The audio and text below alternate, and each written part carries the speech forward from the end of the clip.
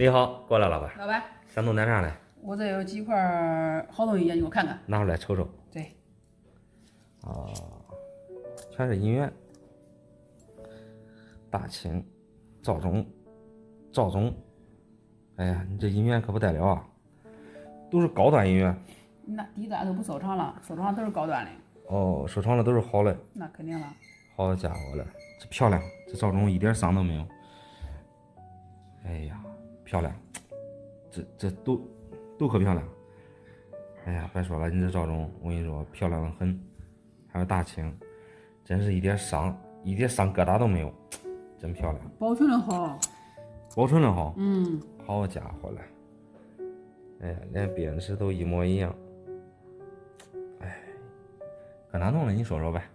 搁哪弄的？这俺爸嘞，俺爸不是喜欢收藏吗？哦，恁爸喜欢收藏。俺爸是教学嘞，上一辈子吧，60多岁了还没退休嘞，到现在挣了钱没见过他1分钱。都埋这儿了。那都埋这儿了。一个屋里全是这。全是这。对，我今个顺便拿过来几块，你看我这几块还有几块呢。对，还有。咦，我都拿过来个10来块，你看看。我看看。哎，别说了，你这几块我跟你说都一个共同特征。漂亮，都完美，都一模一样。哎，还有北洋，哎，还有湖北。别说了，你这银元我跟你说，我只能给你点赞，清一色的漂亮，这保存的真完美，真漂亮。对呀，我问他，我这银元一万都是这带龙的，我咋不收藏那冤大头哎？他的带龙的值钱，冤大头不值钱，他跟我说的。哦，我才知道这都是带龙的，你看是不是？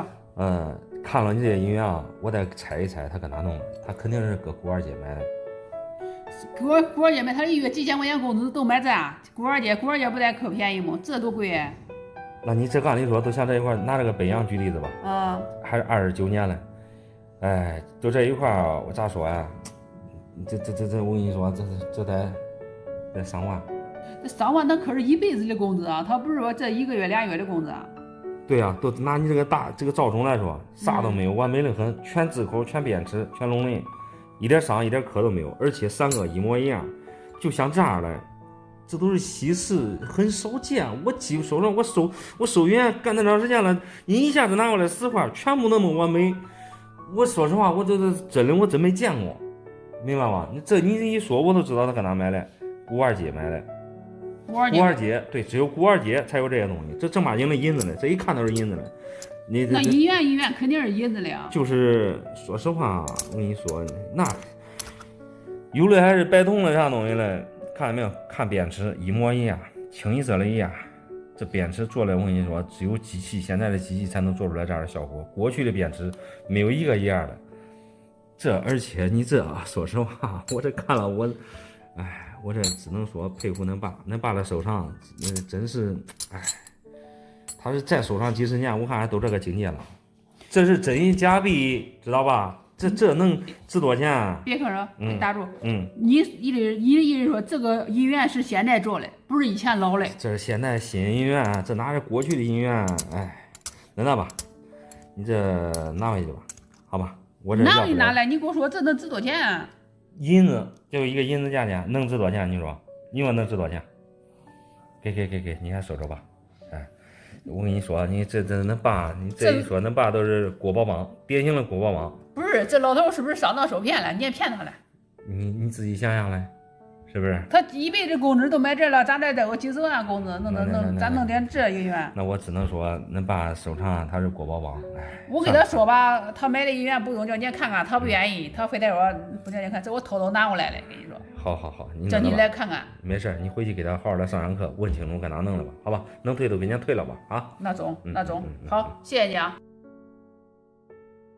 5年前买了几十块银元，现在应该是赚了不少钱，卖几块银元变点现。 5年前买的银元，那时候确实很便宜。来，我看看都是啥东西。我这个人啊，最善于投资啊。我朋友啊，准备开店扩展经营，准备借我50万，每年准备给我30个点的好处费。每年30个点的好处费，那好处费的确实挺喜欢人的。哎呀，你这收藏的银元状态都挺不错啊，这全部都是高分币。如果确定是5年前买的话，那你确实是赚大了，因为5年前银元的价格很便宜。关于借钱给朋友啊买这些高分银元的话，我劝你啊还是要谨慎。白是，反正我这些银元啊，全部都是以前一个买给朋友的，赚的利润早就够了。说实话，要是1年30个点的好处费，太喜欢人了。确实喜欢人。1万块为例的话，1年30个点的好处费就是3000了。如果按50万来算的话，1年好处费差不多就15万了。问题的关键是啊，那朋友干的啥生意啊，能一下子有那么多盈利？俺朋友是开饭店的，他家店啊在我们这里已经经营几十年了，老牌子了。因为今年啊他家搞扩张加盟，平时总店生意利润还是非常高的，所以我不怕。确实干餐饮的利润挺高的，基本上都是对半利吧。但是搞加盟分店的话，确实花费也是挺大的。有句话说的非常好啊，不怕1万，就怕万一。你要是平时像我们普通人啊，如果能给30个点的好处费，基本上都是肉包子打狗，有去无回，因为这个好处费啊太高了。几十年的老关系了，我也不怕他不还钱。说句不好听的话，如果他干赔的话，以后他家的餐馆就是我家的后厨了。你还是考虑清楚啊，这投资干生意的事谁也说不了会怎么样。倒是你这些银元肯定是赚了，就像你这一块酒精，当时是多少钱买的？所有的银元都是1000块钱一个。1000块钱买皮盒的酒精，你让我们这些经常收银元的想都不敢想。你看皮盒带分，而且还是高分 ，AU58 是 AU 状态里边的顶级分，注意和 MS 级别啊相媲美。里面带一层淡黄彩的包浆，酒精啊。主要是看它这个发丝，你这个银元啊，可以用这个满发丝来形容，包浆又是真漂亮。按现在市场价来估的话，妥妥的5000块钱啊。我这个人啊，就是比较精明，不赚钱的生意啊，我是从来不干。像1万块钱30个点，这就是挑着灯笼都找不到的好处啊。你如果有兴趣的话，我可以让这钱让你来赚。说实话，我对这些投资也不是太懂，个人感觉啊，风险还是比较大的。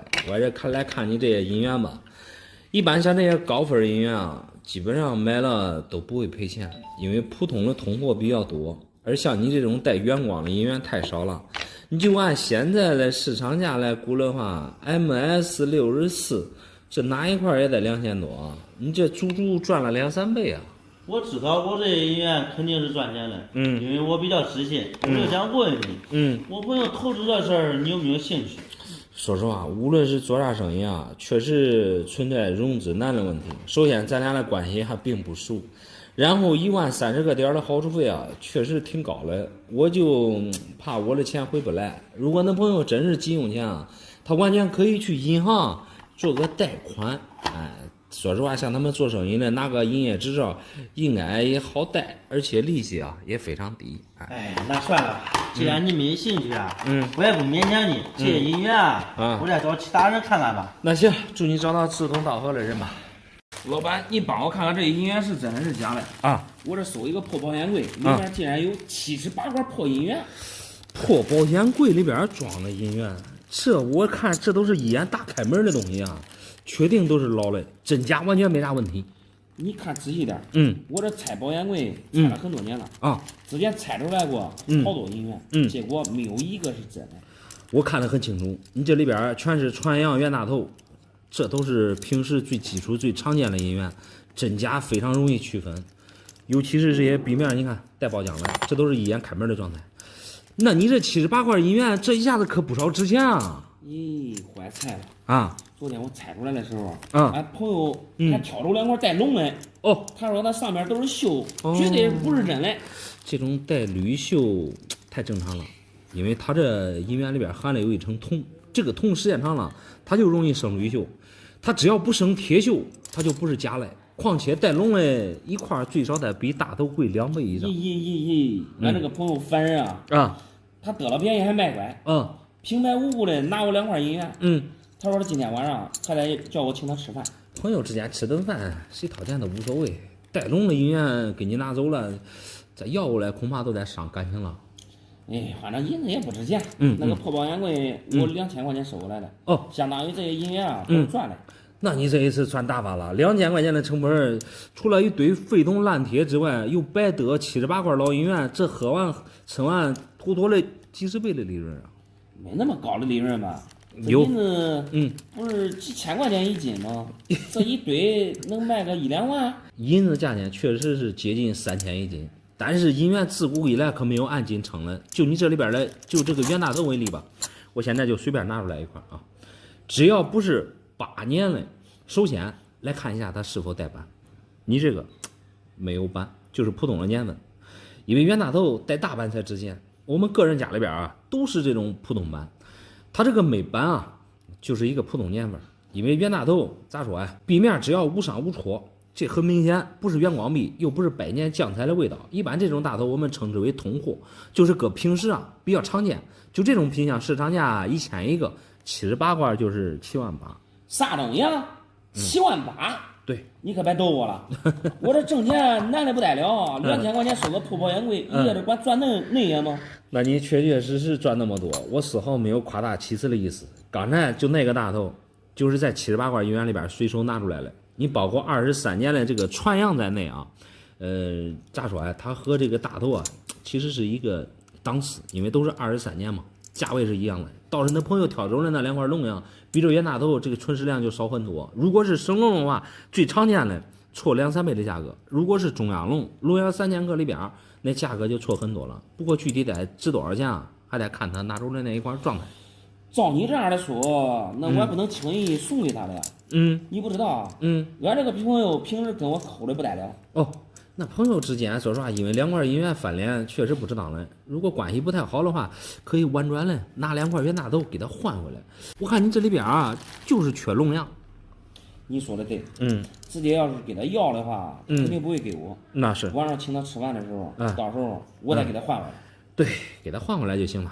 毕竟一块也都几千块钱了，但是像这种捡大漏的机会啊，一辈子可能也都遇到1次2次。如果是假的呀，你随便挑随便捡，不伤啥大笔记。你看这银元，你看这咋处理呀？这能那吧？我要这些银元其实也没啥用啊。我都留2块，好，剩下来都给你留着去了。那行，这2块你也拿着，等一会儿呢，剩下来我给你再挑挑板。中，回来我叫俺朋友的那要过来之后，带过来找你。行。趁现在黄金价钱真高啊！俺爷这2块金条，按金价给我算吧，你帮忙看看现在能值多少钱？哇塞，这2个金条看上去这可不是普通的金条啊！如果是真的，这按金价卖的话，实在是太亏了。亏不亏无所谓，主要是这2根金条是我爷给我的，算是不扎本的买卖，卖多少都是我的。再是不扎本的买卖，你也不能乱卖啊！你看这上面有落款兰州永丰4分金。这怎么着也是民国时期的大黄鱼啊，字口这么好的并不常见。另外一块虽说上面写了有英文，但是看香港4个9的标识，这还是有的，就是声音有点飘，这看上去实在是太新了。说实话，我不太认识黄金，这是我爷10年前投资买的，总共是400颗，当时整整花了20万。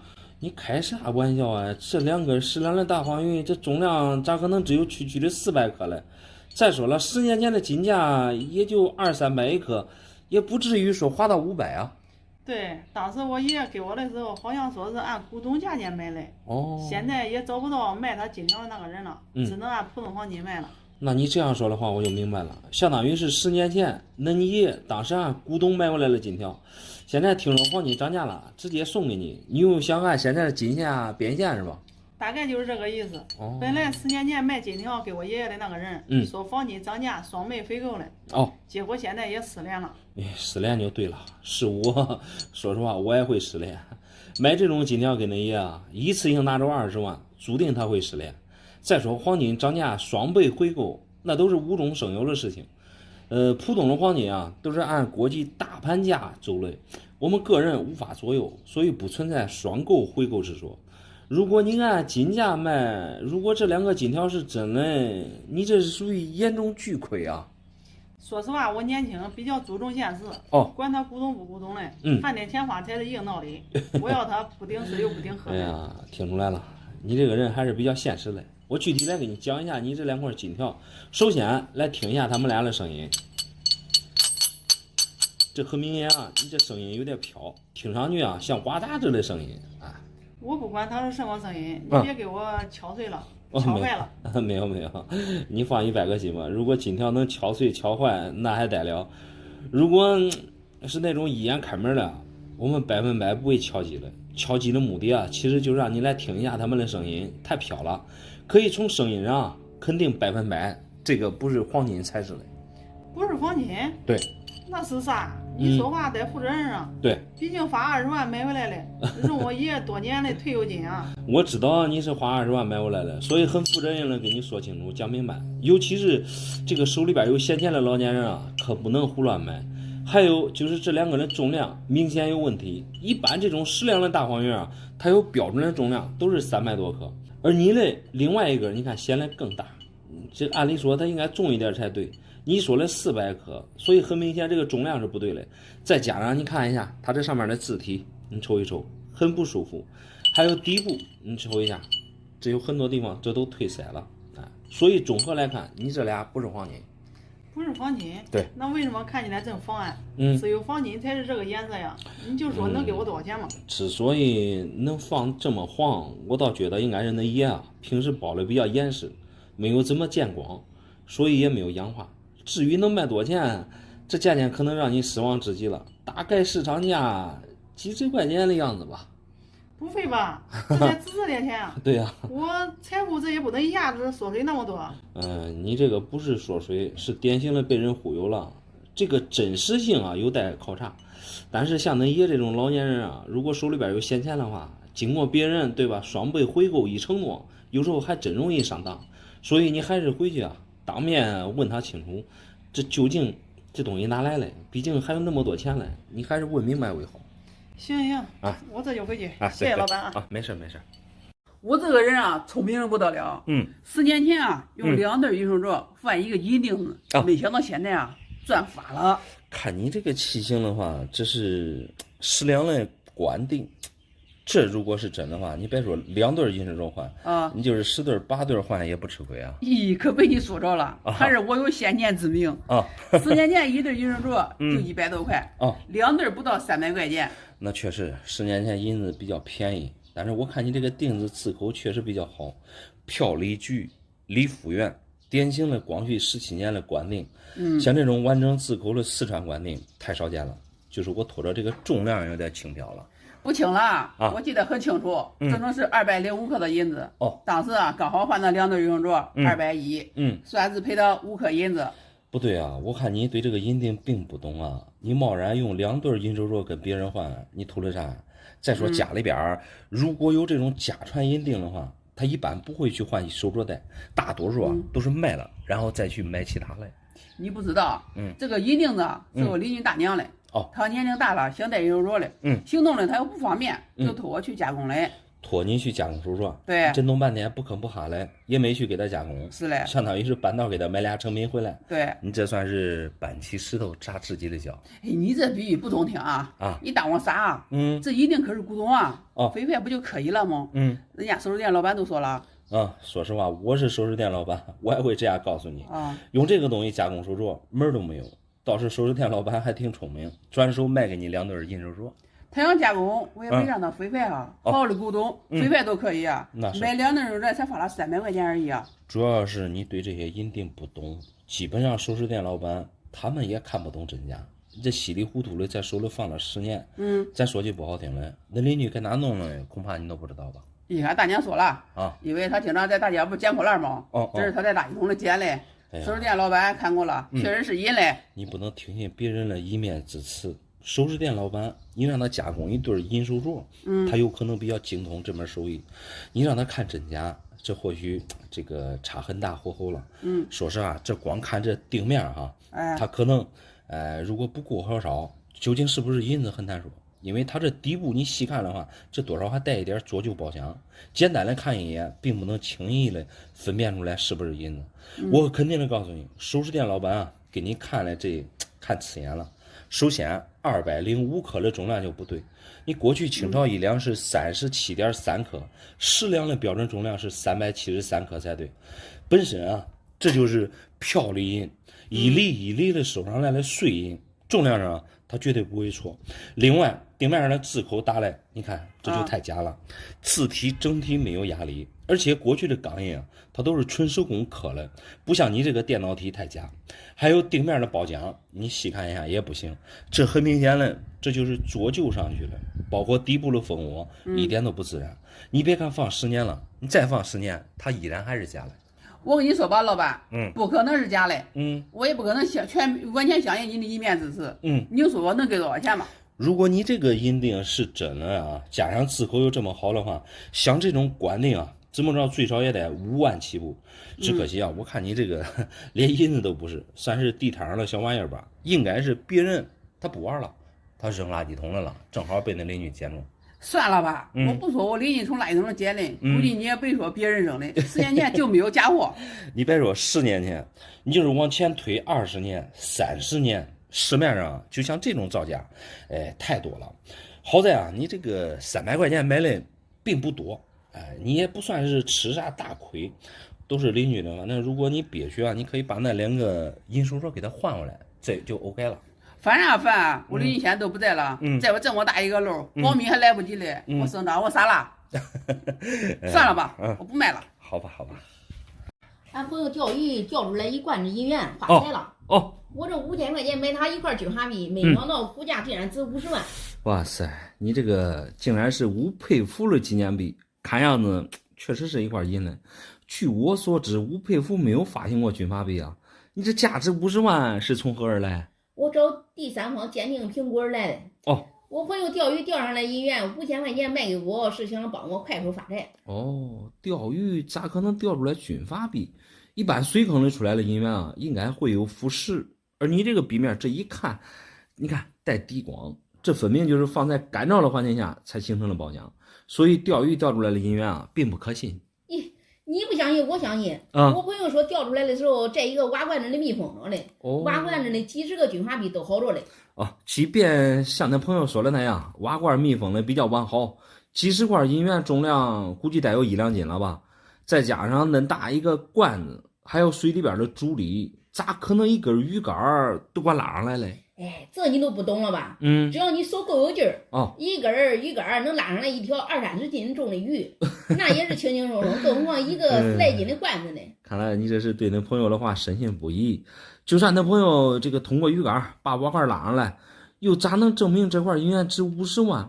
如果真值50万的话，那你这个朋友会以低于100倍的价格卖给你吗？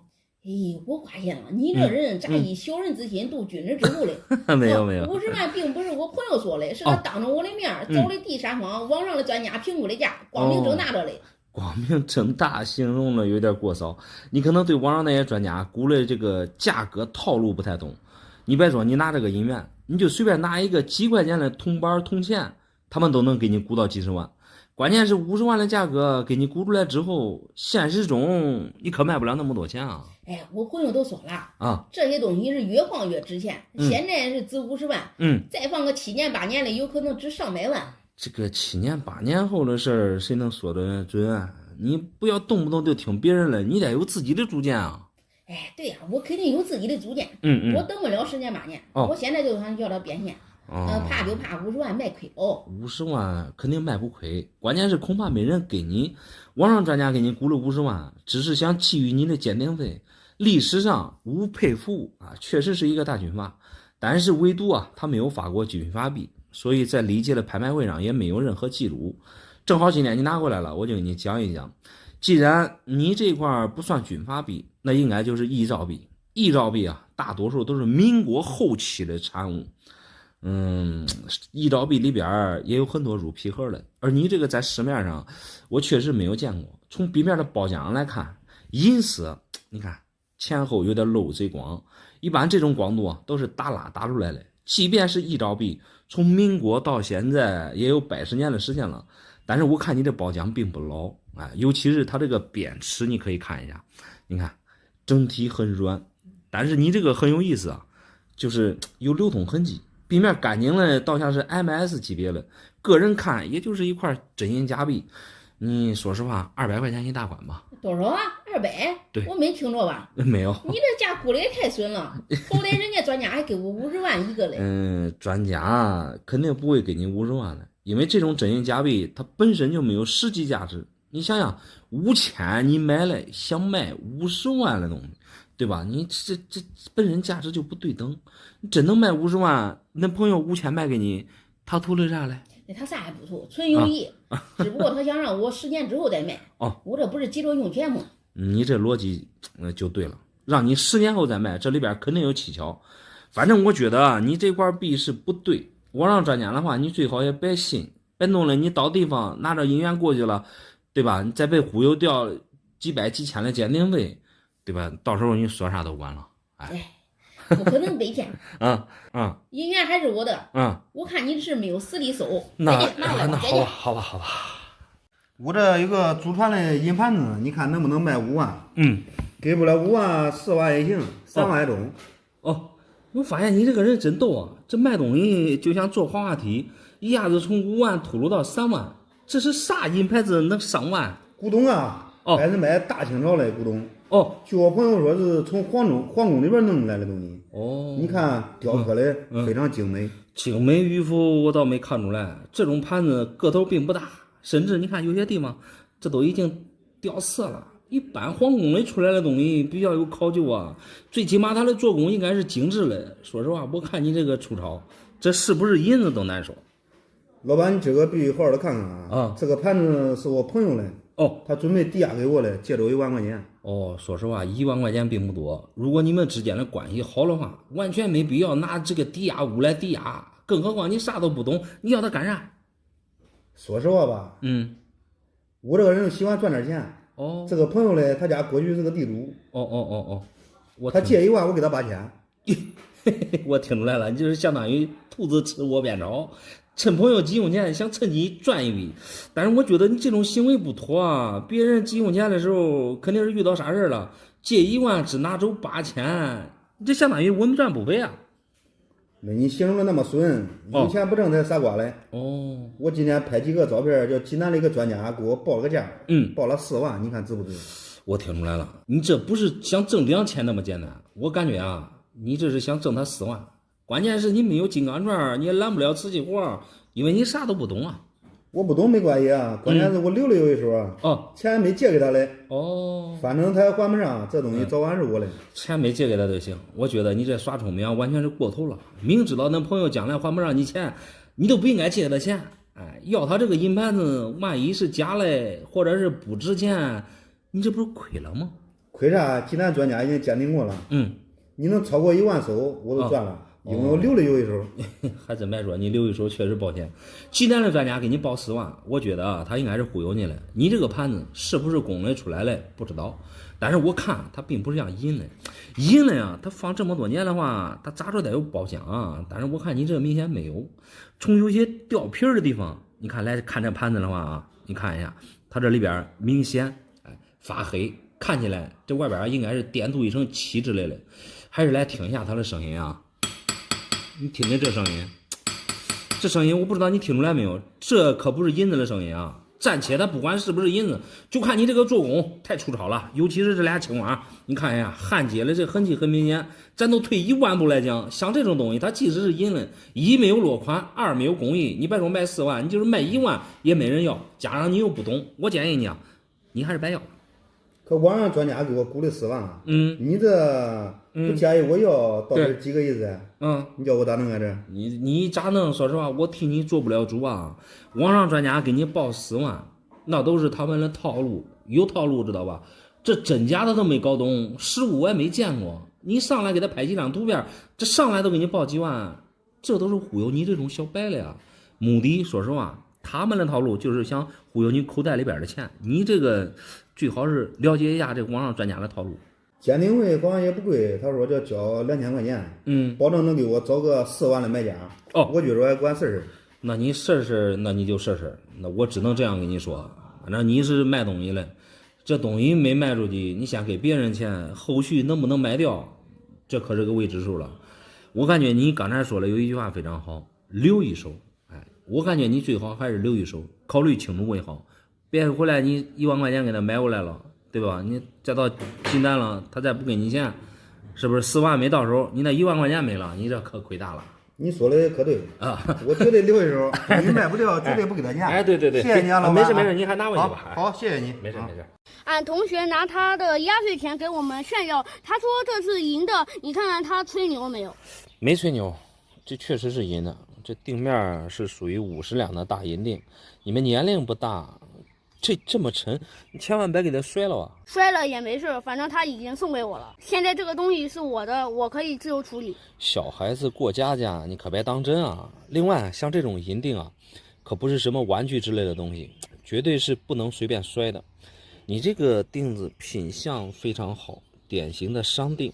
锭面包浆也是一眼开门的东西，我建议你啊，还是抓紧时间给他还回去。我现在不能还给他，他昨天把我的电话手表摔坏了，这东西相当于是赔我的电话手表的钱了。现在你们这些孩子年龄不大，这个事儿论得挺真。一般像弄坏别人的东西啊，按理说应该找对方的家长来处理才对，大不了赔你一个电话手表就是了。他害怕他骂打他，就把他的压岁钱拿过来了。他说一物抵一物，就给我抵账了。一物抵一物，直接给你抵账了。你们这年龄确实不大，但是损坏别人的东西照价赔偿的观念还是有的。关键是像这么大一个50两的银锭啊，这个你这个小孩子，你要他也没啥用啊。我要它确实没用，只要你有用就不行了。我电话手表是500块钱买的，你看值不值这个数吧？肯定值500啊。毕竟你这个50两的银锭有这么重，我就想问问你啊，因为你的电话手表是500买的，假如这个银锭卖，超过500之后，那多余的钱你是不是要还给你同学？如果真多卖钱的话，我肯定要把剩下的钱还给他。我的目的就是想要一个电话手表，剩下的钱都给他。哦，我听你说这话确实很懂事，看在你比较明事理的份上，我就给你来讲一讲这个50两的银锭。首先，它的这个材质是银的，论价值的话，就是除了那个黄金之外，它在这个货币里面排第2位。现在银子是1斤3000，你这50两的银锭就将近4斤的重量了。你把它烧化卖破烂的话，1万多块钱还是有的。1万多块钱也太多了吧？我长那么大也没见过那么多的钱。我看黑不溜秋的，怎么能值那么多钱？我只是给你打个小小的比方，卖破烂是不可能的啊，因为你这个银锭贵就贵在它这个包浆上。你看着黑不溜秋啊，其实就是它的包浆。因为这个银子啊容易氧化，相当于是我们个人穿衣服一样，100多年了没有洗，就变成今天这个样子了。你同学既然是当压岁钱放着，肯定是他家里人啊给他当传家宝给他的。这个银锭放到今天可是正儿八经的这个古董，上面的字口你看写的是光绪年月，这是清朝光绪年的东西，银号是咱河南的银炉，字口非常清晰。像你说的黑不溜秋啊，就是它的包浆，这包浆可漂亮了，一眼开门的状态。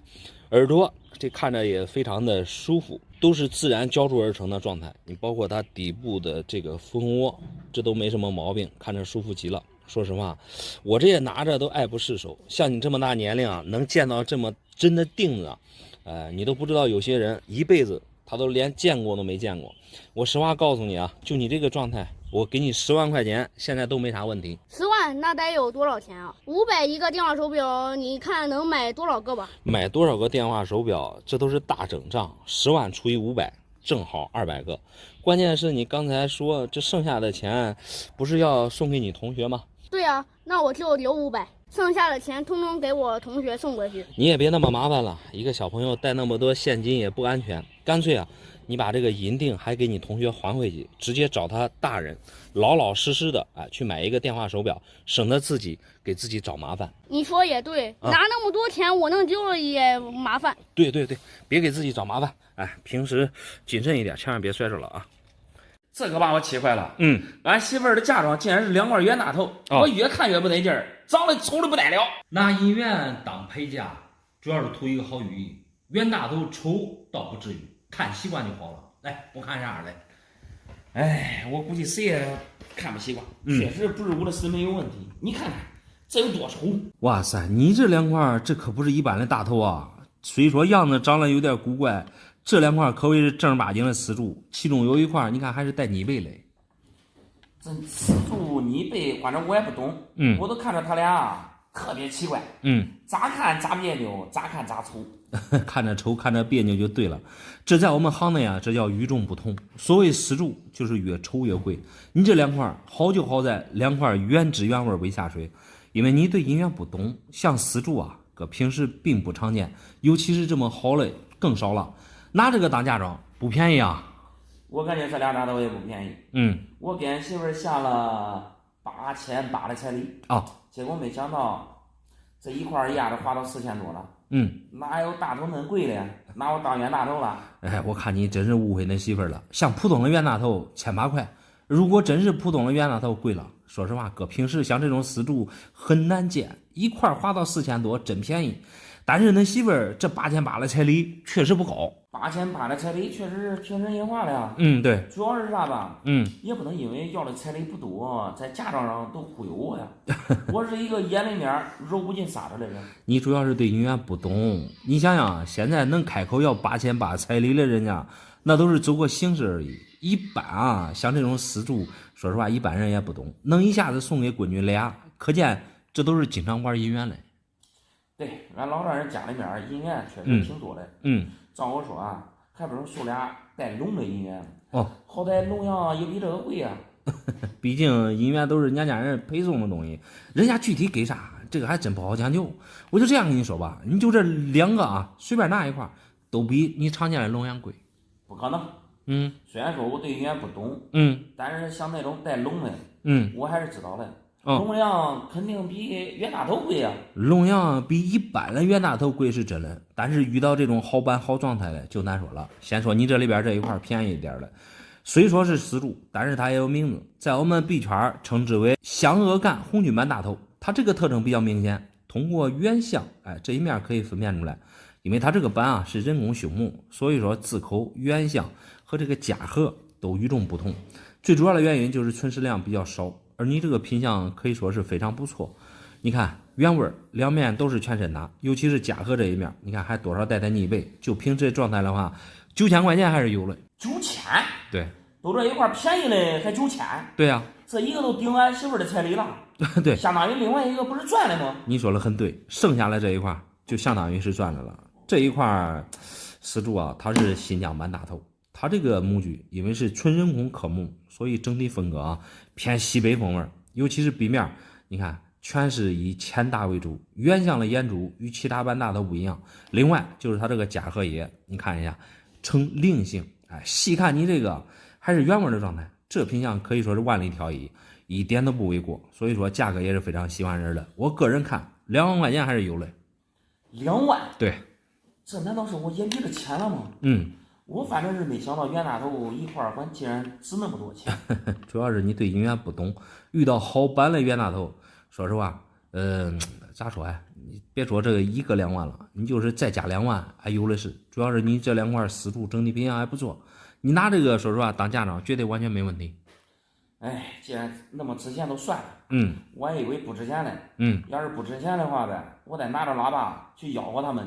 不值钱也不至于拿喇叭去吆喝那老丈人，婚都结了，你这是没事找事，不知道了还以为你专门拿出来音源去给俺炫耀嘞。炫耀倒不至于，谢谢你的鉴定，谢谢。没事。我这12块龙阳啊，据说能值1000万。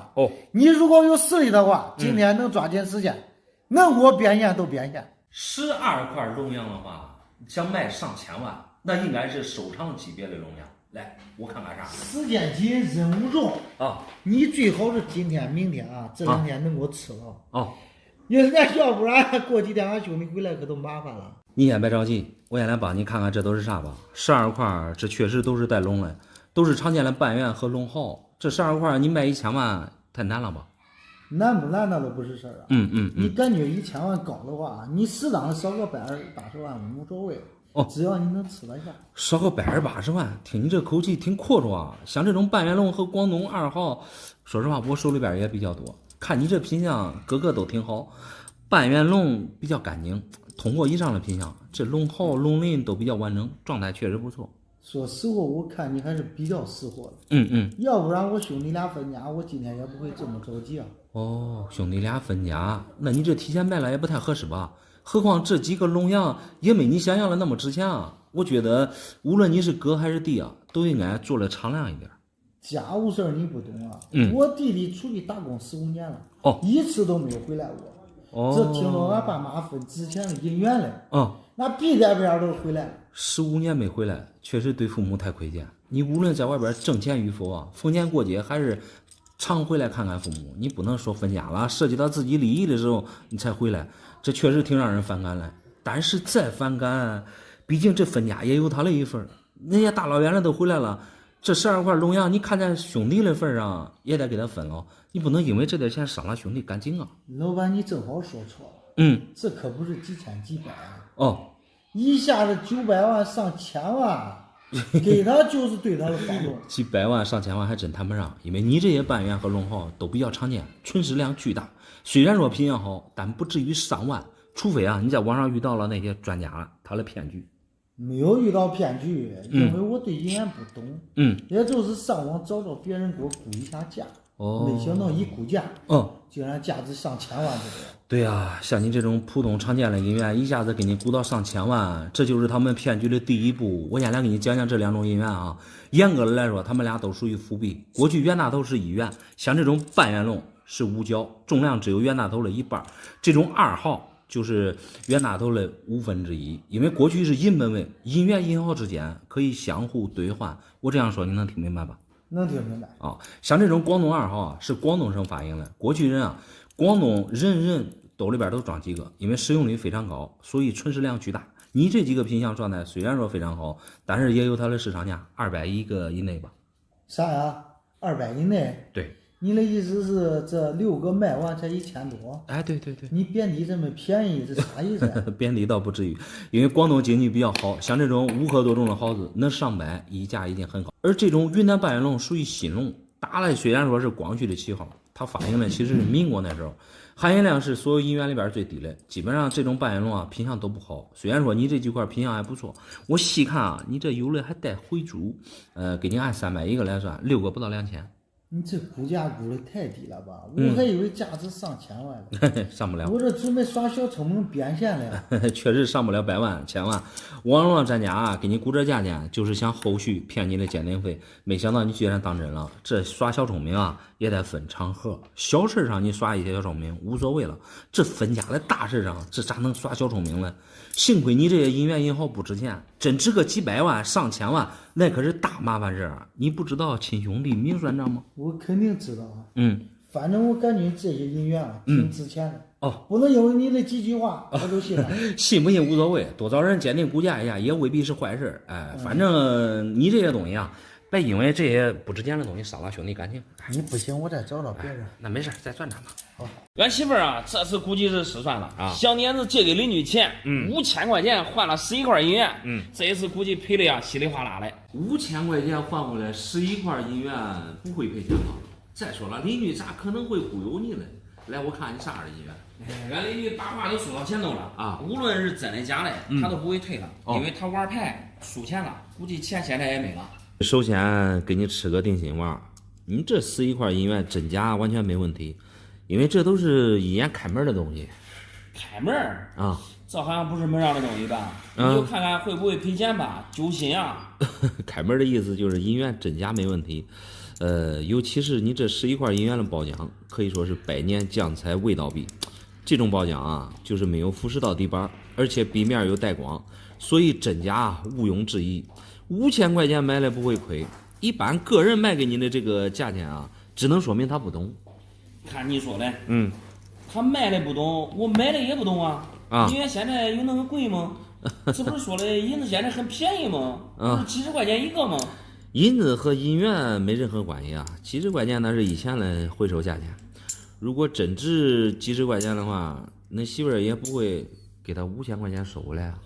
对呀，所以我都说他吃亏了。这11个的话，5000块钱收回来，花到500块钱一个了。说实话，500块钱一个买的并不贵啊，除了这2个品相稍微差一点之外，其他的都没什么毛病。而且我看这壁面有的还都带彩，说实话大漏见不到，捡个小漏还是有的。一般着急用钱的人啊，他卖的东西啊都便宜。俺邻居他都喜欢玩牌，每次玩牌都出钱，输了钱之后啊，他都拿家里面的东西便宜卖。反正我感觉俺媳妇买贵了。恁邻居说实话，他是一个不真干的人，玩牌10赌9输，输了钱别卖家里边的东西，那都是金山银山，说实话也有他卖光了一天。对呀，摸着他这个心理了，就不应该给他那么多钱，给他个3000块钱，估计他也都卖。你这心里想的挺好啊，但毕竟都是邻居了哈，低头不见抬头见的。再说银元也都有一定的市场价，你给的太少了也不合适。3000收的话，一个才花到200多，很不现实。反正这一次俺媳妇儿是做的非常敞亮，你给我看看能挣多少钱？要懂得知足常乐才对啊。挣钱是必须的。先说你这5块小头吧，这壁面这都是无伤无戳，品相算是通货的状态吧。你看这稍微带一点彩，而且还有光，因为这个小头啊是这个所有银联里边发行量最大的。目前行情价也不是太高。你这里边啊也没什么板，所以现在的行情价700左右，5块3500。3000多吗？对，相当于这剩下的这6块，1500块钱。对，不知道这6块，能值1万吗？你这变化挺大的啊！刚才还说不值钱呢，这会儿又高看他们了。先看你这2块稍微品相不怎么样的吧，你看一个就是磕比较严重，这都是银元在流通的过程中掉地上了，或者是人为故意磕碰的。另外一块这个壁面就是稍微有一点注缺，2块1600左右，剩下这4块相当于就是你赚了。首先你看他们的包浆，这都是带彩的，很可惜啊，你这4块里边没有带板，也不是什么之前的8年之类，没板又不是稀少的年份，只是普通的通货大头，1块1100，4块正好4400，相当于是扣掉你5000的本钱，一下子净赚4500。可惜了，竟然只赚了4500，对，太少了。如果是我的话，我最多给他3000，那不是又多赚2千吗？还有那句话，知足常乐。现在转手一下子能赚那么多，已经很不错了。再说银元这些东西，你又不懂，像这种裸币啊，只要不买假，已经是万幸了。再说邻居也不是外人，挣你该挣的就行了。你说的对，东西留给你吧，我去领着俺媳妇儿去吃大餐去。好。邻居家的狗啊，昨天咬着我了，赔了我20块银元，你帮我看看这是真的假的？被邻居家的狗咬住了，他不应该去给你打针吗？来，我先看你啥银元吧。好。还不少嘞。他咬着我了，我也不想让他过去打防疫针，那得花几个钱？赔我点银元，这不是利益最大化吗？首先给你吃个定心丸，那邻居赔付你的这些银元啊，真假完全是没啥问题。这些包浆啊，这都是一眼大开门的东西。都是邻居的，就因为狗咬你一下，你这一下子讹诈20块银元，这不合适吧？老板，请注意你的用词啊！我这可不是啥讹诈啊！他家的大狼狗咬着我的腿了啊，多深一个口子！要是别人，他不得赔1万块钱吗？哎呀，不好意思，我的意思是，一般被狗咬伤之后啊，你看咱们这儿的规矩啊，大多都会领着去防疫站打个那个狂犬疫苗。好像也都花个1800块钱的样子吧，也不至于大动干戈赔你20块银元啊。再说这20块银元，远远要比你说的那1万块钱要贵多了。你看你说的都有点严重了啊！俺邻居啊，他家过去是个大地主，你可能不知道，他家啊现在是没有钱，没有钱，但是你要几百块银元，那是真有。他10几年前好像卖的时候1块才几十块钱一个吧，呀卖好些。要1000块钱没现金，要几百块银元到处都是。那你这个邻居啊，确实是一个小土豪啊。你说10几年前几十块钱一个卖的，那是过去的价钱。那你现在说实话，咱说句不好听的，你都是把这银元你都把它融成银子卖破烂，光银子的成本价你现在没有100多块钱也下不来啊。更何况我看了你这些银元，这品相状态还都不错啊，这加在一起的话，20多块，这可不少值钱啊。你别拿我开涮了，他家狗咬我也是，按理说打个防疫针，最低得1000多吧？对，这相当于顶1000多块钱给我了。啊，对呀，但是这个我知道啊，你这1000多相当于捡了一个大漏啊。我先帮你看看里边有没有带板嘞。如果说这个有带板的话，你这20块银元，说实话卖了还真能卖个好几万块钱嘞。老板，你别太夸张了。他赔我20块银元，原本算是折1000多块钱。对呀，照你这样说，那我这不是发一笔小财吗？那说白了，主要还是你这个邻居，说实话他不懂行情，他是按10几年前的那个银元的行情赔付给你的。你先把这个开心啊，先放到肚子里。我看这20块里边没有一块这个8年，也没有一块龙样，更没有带板类。但是好在你这些品相，说实话，整体状态还都不错。笔面这都是无伤无戳，算是通货品相嘛。我看你这还有另外还有10来多块这个船样，这个船样这可以没有22年了，一般这个22年嘞一块也能值个2、3千，这都是和这个大头的价位相当。现在你都按1100一个回收的话，20块这都2万多块钱了。咦，你也别说了，老板，这回发大财了。你这估的价钱估的还可以。那是啊，我非常满意。这样，老板，都卖给你，都卖给我。哎，都卖给你。回头啊，我没事我上他家，再叫他狗咬我，再咬我一下，我再给他咬。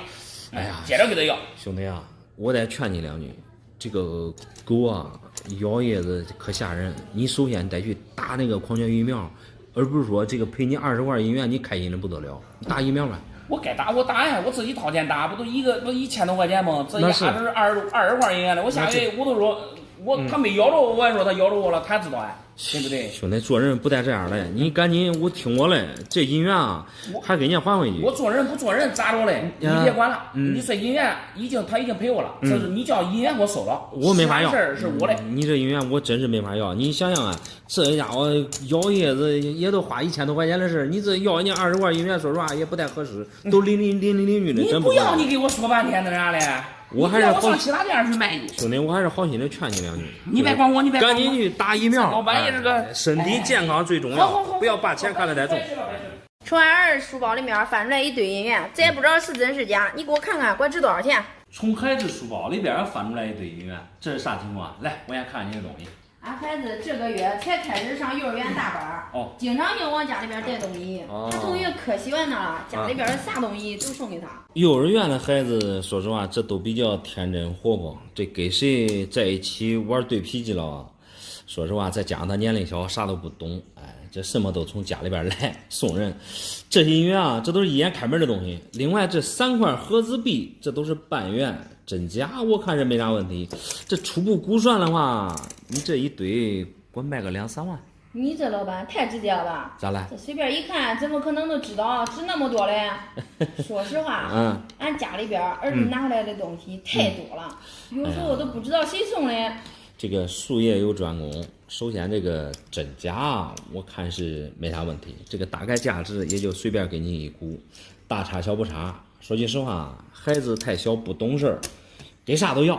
但是我们当大人了呀，可不能揣着明白装糊涂。这个东西啊，不是咱的，因为是小孩拿给孩子的，尽量还还给人家。你别蒙我了，我家里边以前也有冤大头，以前好像几十块钱一块都卖了吧，这怎么可能值几万呢？确实不忽悠你，以前那个银元便宜，这说实话，经过这些年的沉淀啊，加上物价是吧，它飞快上涨，这冤大头这个水涨船高，对不对？它自然不在话下。就拿你这些冤大头而言，3、8、9、10 4个年份，8年的最贵。首先我给你看看里边有没有8年，然后再看看这个大头有没有带板嘞，带板嘞啊，比普通的这个年份还贵。就这样跟你说吧，如果说就抛开这所有的都不是8年都不带板，就像你这些给你按通货来算的话现在通货也就是无伤无戳，一块也就1000块钱吧。我给你数一下，整整20块，20块的话，你看大整账2万块钱，乖乖嘞，真没想到这一堆能值1-2万。对，照你这样说的话，我回去得给儿子加个鸡腿儿。没想到一下子带回来几万块。哎呀，妹子啊，你这种做法我并不认同啊。第一，你不能这样惯孩子，对他以后的成长有影响。另外，咱换位思考一下，如果这些银元是恁家的，你带着孩子找回去不找？肯定找回来啊。对呀，所以说你心里边既然有这个想法，咱都得咋说啊？这个还得还给你。另外这3块都是平底合资币，就拿这个四川镂币来说吧，你看这个还是1期的镂币，而且还带一个毫斑50横花，状态不错。你看 A 有50分，你看正反面都是全身打。本身这个1期啊比2期3期都要贵，再加上你这个带板状态底板又那么好，说实话我就给你初步估算一下，就这一个6000块钱。这一个6000块钱的话，3个那岂不是又将近2万了吗？这我的运气太好了，我现在激动呀，难以言喻了。哎呀，价钱越贵啊，其实我感觉你的压力啊应该越大，因为这些东西不是你的，你往发财方面说实话让我难以理解。而剩下的这俩，这都是云南半眼龙，相对就便宜了，因为这个云南半眼龙啊，它发音量极大，而你的这俩比其他的贵一些，入的是皮革带粉原汁原味。因为云南半眼龙实话实说，平常也就200-300块钱，这个我给你初步估算的话，2块也就600-700块钱的样子吧。你不会看我不懂忽悠我的吧？没有，这差距咋那么大？那确实是银元差距大。这白得的东西还是卖给你吧。你的这些银元啊，我确实要不了，建议你也不要卖，最好物归原主，对吧？因为不是你的东西，我这也没法要。啥意思？你不收啊？我不收，建议你还还给人家。你不收，我去找人家去，我肯定得把它卖了。你别后悔，你别后悔。二大爷果然出手大方啊！我回来给我带过来2块银元。哦，我上网一查啊，真是出乎我的意料啊！这下子我发财了吧？你也别激动，我看你这2块是2角的小银号啊，品相状态还都不错，这都是老包浆老味道，2块入的这都是国外的盒子，全部这都没分啊！我看你激动的说发财了，你这价格是不是查错了？我绝对没查错。我二大爷从在国外20多年了。哦。那英语说的非常的麻溜。哦。据说在国外还有车有房，年入几万美金呢。哎呀，恁二大爷从国外归来，按照咱们这边的话说，应该是属于海归。如果年入几万美金的话，折合人民币那才几十万块钱。你能说一下，你这查的发财了，这俩银行能卖多少钱吗？因为这几天我一直在陪二大爷出去玩，找到了朋友。哦。我就简单的查一下子，这个东三省的大概1块在10来万的样子吧。东三省银行发行量比较大，能上万的呀，那都是皮革高分。个人认为你这查错了价格，因为东三省的银元发行量、存世量比较少。如果1块银元能达到你这个品相状态的话，差不多确实是10来万的样子。你看等等，什么银元银行？这不都一样吗？那不一样，看着他们没什么区别。你这可以给我讲清楚一下吗？银元银行其实他们的区别还是挺大的。鉴于您是第一次接触这个东西，我给你简单的说一下，银元是过去的主流货币，而你的这银行它是辅币。首先大小重量都不一样，银元的重量是26.8克，标准的重量，而你的银行只有它的1/5重，也就5克多。在过去银本位的情况下，是5个2角才能兑换1块银元。我这样说你能听明白吧？我看的都差不多吧，因为这盒上写的全是英文。那是。具体该怎么区分，我也看不出来。反正这几天陪二大爷到处跑，吃喝拉撒的都是我出的钱。哦。卖了部分钱就行了。因为这俩皮盒跟盒，这都是国外工艺里比较硬的盒子，他们的备注全是以英文为主。最根本的原因是你对这银行不懂，有时候通过网站查询啊，可能是对号入不了座，所以才闹出来笑话。就以你这个东三省为例啊，你看底板属于 A 有级别的，状态是原汁原味的包浆壁，龙鳞说实话，你看非常清晰，四口也不错，全身打，流通品相，有一点那么流通痕迹吧，老包浆老味道。现在给你也都是1800块钱的样子。18块钱？对。你说出来之后，我都想找个地方钻进去。咋？我还以为发财呢。这一天二大爷开销，我可是花了不少钱。哎呀，想尽地主之谊呢，结果很尴尬。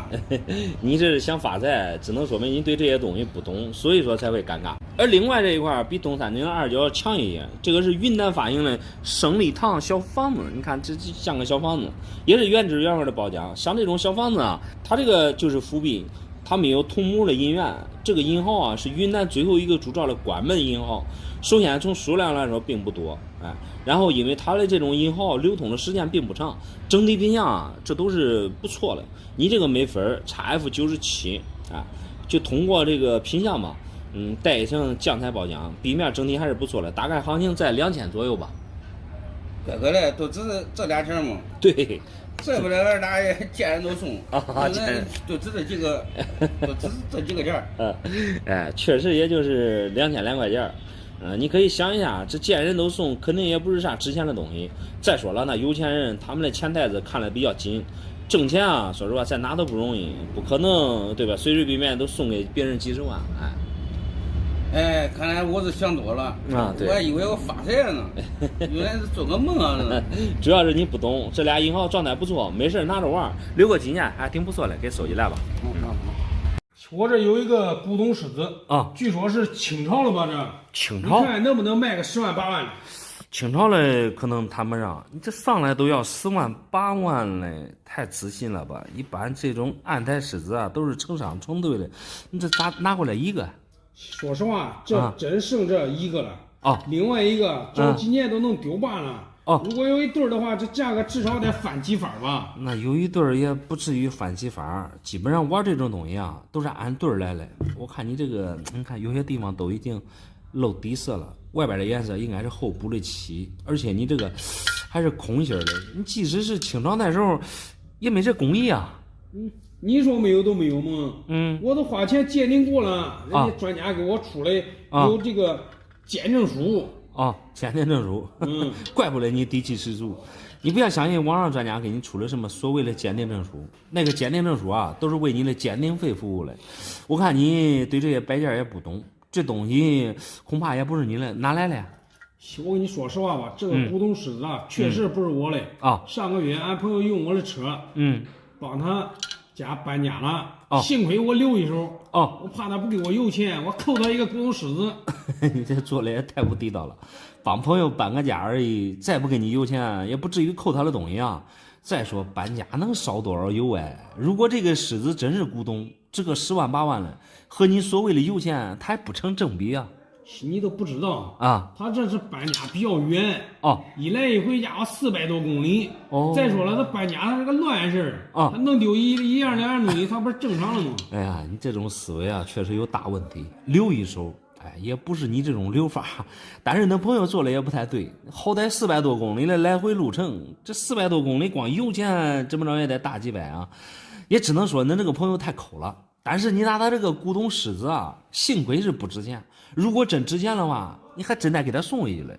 我凭啥给他送回去？这古董我还多掏几百块钱的鉴定费嘞，这里里外外我不是亏的更多了吗？你多掏几百的鉴定费，完全是因为你想发大财。你想想，我们普通人家嘞，咋可能有这么贵重的东西呢？他即使有，他也不可能当普通的东西让你去搬。真正值钱的东西啊，他肯定自己随身当包携带了，对吧？另外，像专家给你鼓捣清代啊，那完全是瞎扯淡了。因为这种暗台狮子啊，相当于文房类用的东西，作为摆件使用。你这皮壳这一看，这都不老。有些地方你看这都泛黄，外面的黑漆啊，属于补了漆。说实话，放过去没有这种工艺，一般这种空心啊，你看有这么薄，它是属于基质。这种东西即使在过去，大多数啊都是那种石头雕刻而成的。因为过去人啊讲究一个谐音，狮谐音为事。为什么狮子要放一对儿啊？大概意思就是事事如意。所以像这种摆件啊，全部都得是一对儿，而你这是一个，又是现代的东西，你别说10万8万了，我觉得啊，你这个鉴定费啊，都挣不回来。哎呀，老板，没有来之前啊，我确实能感觉能卖个10万8万的啊。但是经过你这么一分析啊，好像也有道理。如果真值钱的话，以俺朋友那性格，他还不会乱放啊。对，像男朋友那么抠的人啊，如果这个狮子真值钱啊，第一他不会乱放，第二他肯定满世界的来找你兴师问罪了。所以你用脚趾头想想，这于理也不通啊。那为什么那专家给我鉴定为清代的呢？还一本正经的给我说好几万，证书都给我做好了。哎呀，这是人家挣钱的一个套路。如果跟你说实话，这东西不老，这东西实际价值也就100-200块钱。